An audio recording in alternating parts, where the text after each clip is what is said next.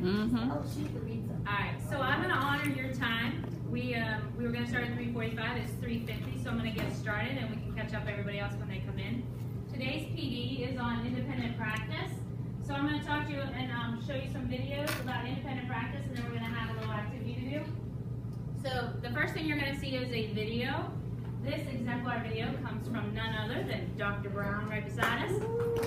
So Dr. Brown has been taught just a little bit about independent practice, and this is one of her first videos of her teaching it to her students. So we're going to watch. While you watch, what I want you to do is think about what the teacher does to make sure the students are successful during their independent practice.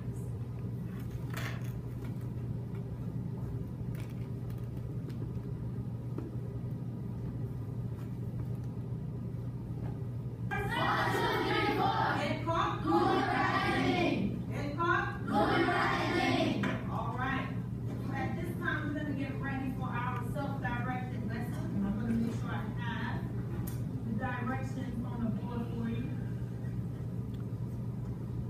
And everybody can see it.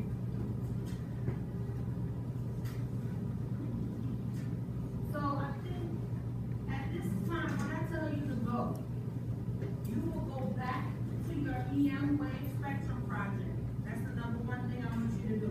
When you go to your EM wave spectrum project, you're gonna make sure to one title page with your first and last name and your EM wave. You have to make sure you have 2 to 3 slides of information. Make sure it's 5 to 6 bulleted items. We should not see big paragraphs or more than 4 sentences on a slide.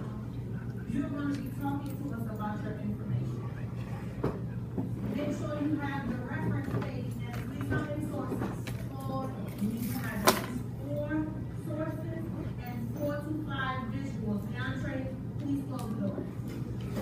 Thank you. When you think you are done, I would like you to work with your table partner so your partner can read over yours and you read over theirs. Give them feedback, okay? You have your title page, but you have sneakers in your background. Sneakers has nothing to do with infrared waves. You need to find a better background to match your presentation. Okay, we talked about that. Your background should not be Michael Jordan, Katy Perry, and we're talking about waves, right? If somebody gives you a nice story and a wave, tell them to please chop out that information. Give us bulleted items so that when you see it, now you can talk to the class and explain about your EM spectrum wave that you chose. When you are done early, you have your 3, you check 3 and 3 check yours. You are welcome to start reading your new science book that's in front of you. Everyone has a new book in front of you. You will write this book down in your notebook and you will continue to do the 6 to 2 reflection. If you need help with the 6 to 2 reflection or the 1 to 6 reflection, each bulletin board, and I see, thank you, Victor, each bulletin board and around the room, it is there tape for you to get up and read it on inside of your notebook. If you have any question, you're going to do 3 before me, meaning you're going to first reread the directions on the board for clarification. That needs to go down. Thank you very much. Make sure you reread so that you understand, because that happens to me. Sometimes Dr. Brown overreads or do too fast or thinking about something else, and I have to go back and read. So we avoid unnecessary questions. If you still didn't get it, ask who? Your table partner, your elbow partner for assistance, and then third, you will go into your notes. So when I say go, we're going to first open up our Chromebooks and get into our EM spectrum project.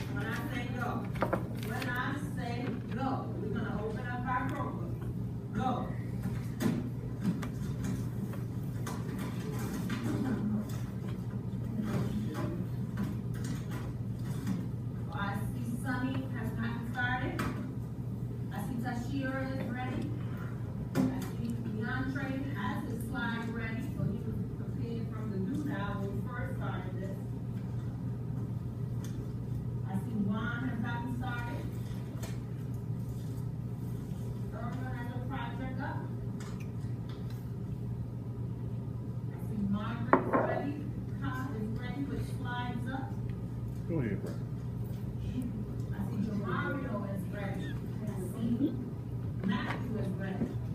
I see Joshua reviewing. So let's give a round of applause for Dr. Brown.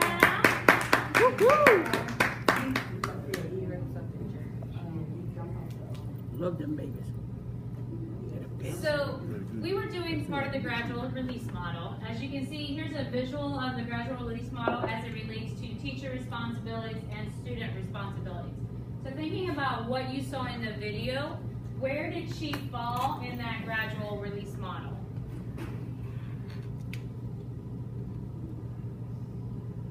Like independent.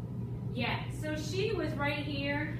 She's actually giving them their directions for them to do it alone. Yeah. And what you saw was she wasn't working with them, she's watching them to make sure that they're doing it independently.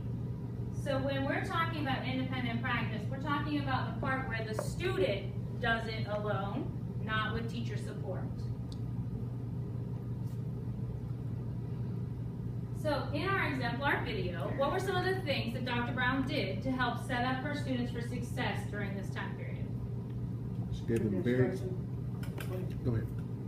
Put the instructions on the board. And Okay. we kept referring to them so they could know that they will always be there. Yeah, she had very clear directions. She referred to them numerous times and even pointed at them so the students knew where they were. Mr. Mack?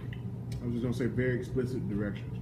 Yeah, and so she gave a lot of detailed directions before they got started, but I felt that those students knew what they were gonna do during that time period, right? What were some things you saw after she gave those directions?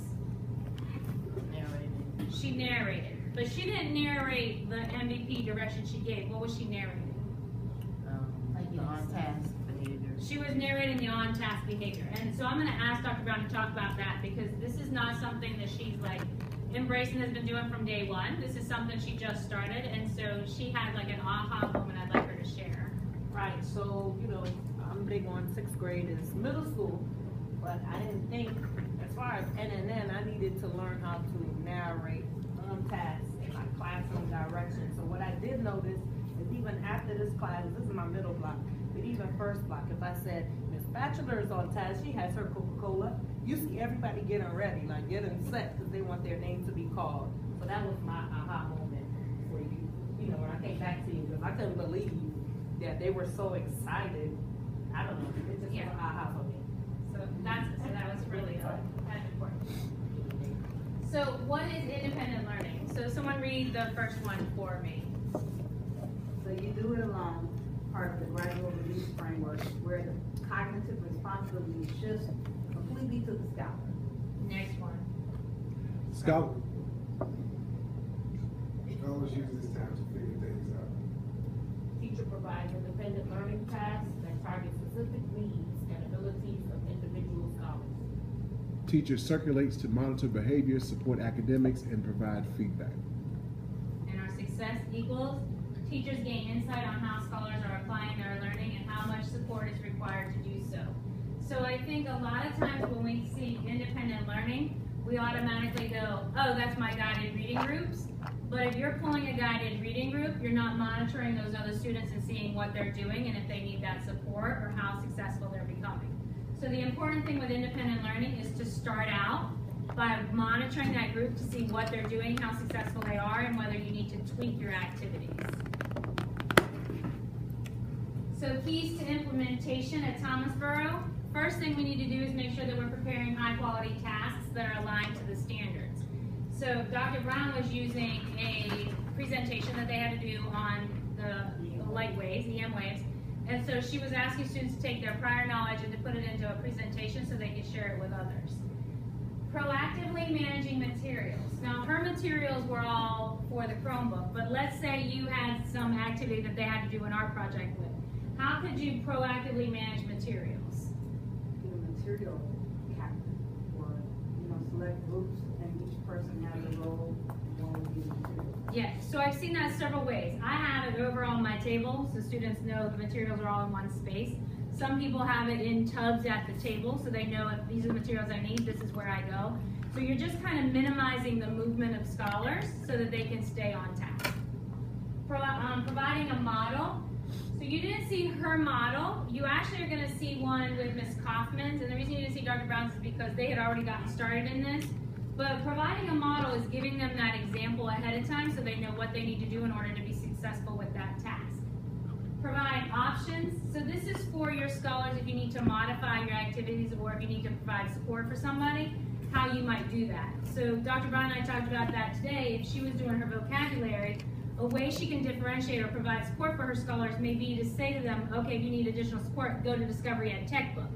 So she's giving them that option to go to the tech book to get more support that they may not have gotten out of their notebook or from peers.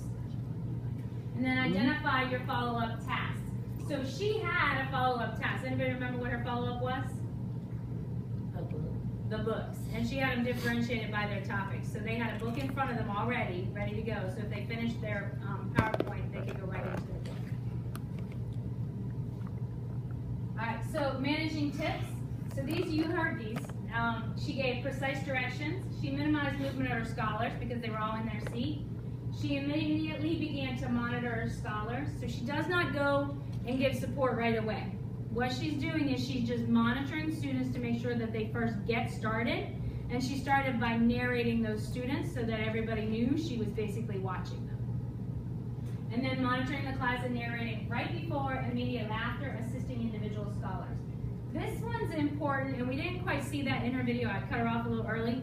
But when you are talking to your scholars and you're narrating with them, what you want to do is you want to narrate before you start talking to them and narrate after. So if I come over to Dr. Brown, before I speak with her, I'm going to narrate somebody across the room. What does that do for my scholars? They know I'm still paying attention. So I can narrate Ms. Batchelor. Ms. Batchelor's on task.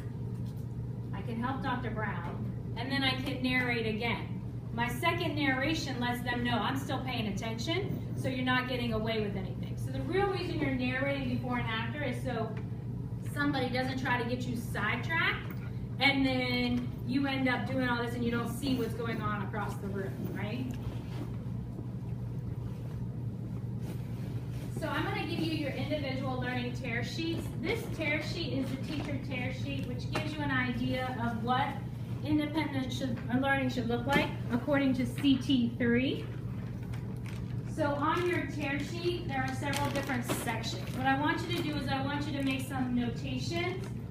The first one is put a star by something that you're already doing. A question mark is maybe something you want to know more about. And an exclamation point might be something that you want to improve on. I'm going to give you about 10 minutes if we need that much.